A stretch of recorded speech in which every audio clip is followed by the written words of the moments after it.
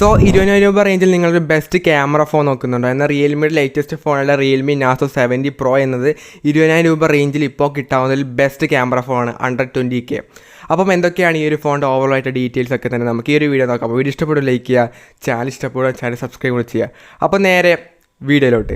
First of all ആയിട്ട് ഈ ഒരു ഫോണിൻ്റെ ഡിസൈനിലേക്ക് നോക്കിക്കഴിഞ്ഞാൽ ഗ്ലാസിൻ്റെ ബിൽഡാണ് ബാക്കിൽ കൊടുത്തിട്ടുള്ളത്. പ്ലാസ്റ്റിക്കിൻ്റെ ഫ്രെയിമാണ്. എഡ്ജസൊക്കെ തന്നെ ഫ്ലാറ്റ് ആയിട്ടുള്ള എഡ്ജസൊക്കെ തന്നെയാണ് വരുന്നത്. പിന്നീട് ക്യാമറ മൊഡ്യൂൾ ആണെങ്കിൽ തന്നെ സെൻട്രൽ അനൈലായിട്ടുള്ള ക്യാമറ മൊഡ്യൂൾ നമ്മൾ കഴിഞ്ഞ റിയൽമി ഫോണിലൊക്കെ കണ്ടുവന്ന ആ ഒരു സെയിം ആയിട്ടുള്ള ക്യാമറ മൊഡ്യൂൾ തന്നെയാണ് ഈ ഒരു ഫോണിൽ കൊടുത്തിട്ടുള്ളത്. കാണാൻ നമ്മൾ ഓൾറെഡി കണ്ട റിയൽമി ഫോണിലൊക്കെ വന്ന ആ ഒരു സെയിം ഡിസൈൻ തന്നെയാണ്. ഒരു ഡുവൽ ടോൺ ആയിട്ടുള്ള ഒരു ഇതാണ് കൊടുത്തിട്ടുള്ളത്. അതായത് മേൽഭാഗത്ത് ഗ്ലോസിയും താഴത്തേക്ക് മാറ്റ് ഫിനിഷാണ് കൊടുത്തിട്ടുള്ളത്. രണ്ട് കളർ വേരിയൻ്റാണ് വരുന്നത്. ഒന്ന് ഗ്ലാസ് ഗ്രീനും പിന്നെ ഒന്ന് ഗ്ലാസ് ഗോൾഡ് എന്ന രണ്ട് കളേഴ്സ് വരുന്നുണ്ട്. രണ്ടും അത്യാവശ്യം നല്ല കളേഴ്സ് തന്നെയാണ്. കാണാൻ നല്ലൊരു പ്രീമിയം ലുക്കായിട്ടുള്ള ഫോൺ തന്നെയാണ്.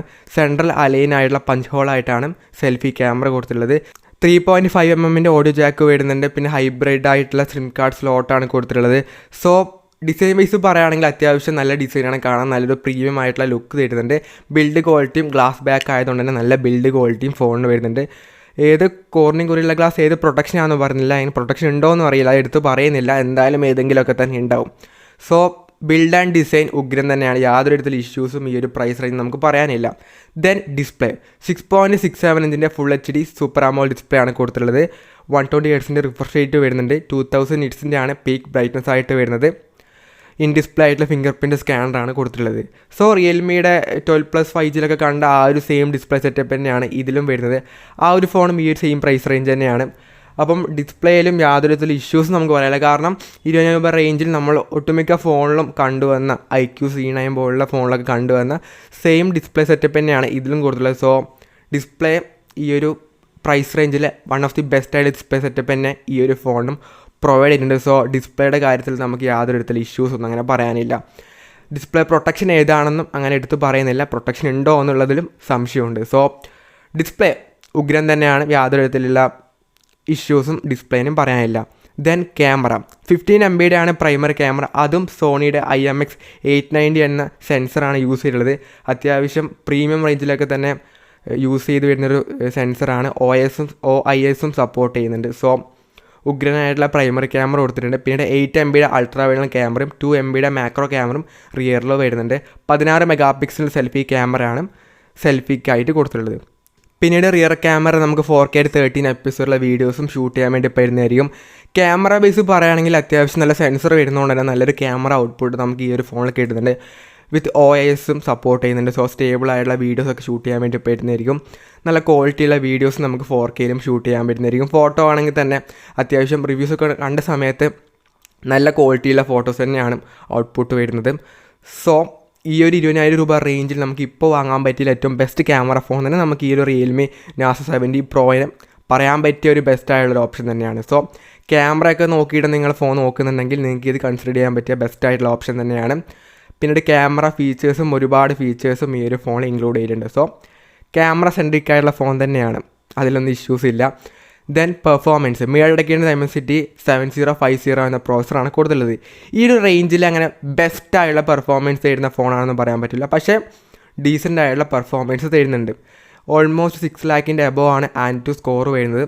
സോ അത്യാവശ്യം നല്ല പെർഫോമൻസ് ഒക്കെ കിട്ടുന്ന ഫോൺ തന്നെയാണ്.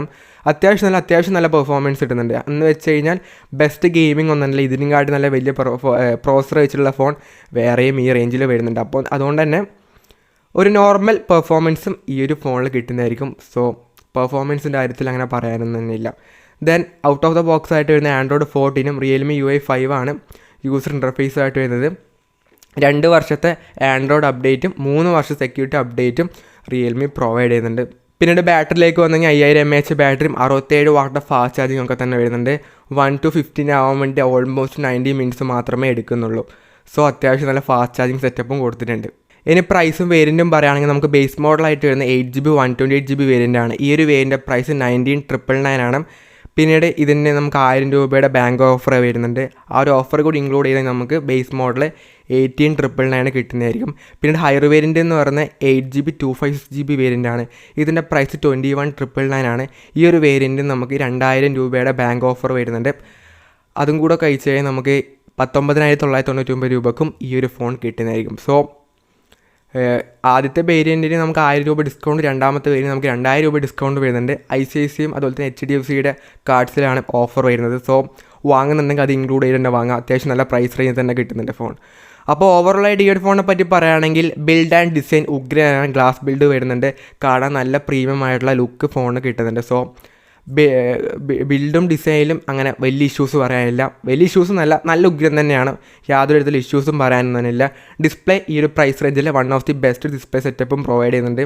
ക്യാമറ സോണിയുടെ സെൻസർ ആയതുകൊണ്ട് തന്നെ നല്ല ക്യാമറ ഔട്ട്പുട്ട് വരുന്നുണ്ട്, അത്യാവശ്യം നല്ല പെർഫോമൻസ് വരുന്നുണ്ട്, നല്ല ബാറ്ററിയും നല്ല ഫാസ്റ്റ് ചാർജിങ് സെറ്റപ്പൊക്കെ തന്നെ വരുന്നുണ്ട്. ഓവറോളായിട്ട് പറയുകയാണെങ്കിൽ ഈ ഒരു പ്രൈസ് റേഞ്ച് ഒരു ഓൾറൗണ്ടർ ഫോൺ എന്ന രീതിയിലും അതുപോലെ തന്നെ ഒരു ബെസ്റ്റ് ക്യാമറ ഫോൺ എന്ന രീതിയിലും നമുക്ക് ഈ ഒരു ഫോൺ കാണാൻ വേണ്ടി പറ്റുന്നതായിരിക്കും. സോ ക്യാമറയൊക്കെ നോക്കി വാങ്ങുന്നുണ്ടെങ്കിൽ നിങ്ങൾ ഈ ഒരു ഫോൺ തന്നെ പോയിട്ട് വാങ്ങാം. പക്ഷേ റിവ്യൂസൊക്കെ നോക്കാം, എല്ലാ റിവ്യൂസും കാര്യങ്ങളൊക്കെ നോക്കിയിട്ട് മാത്രം പോയിട്ട് വാങ്ങാം. അപ്പം ഈ ഒരു വീഡിയോ യൂസ്ഫുൾ ആണെന്ന് പ്രതീക്ഷിക്കുന്നു. This is from Abhinav signing off. By.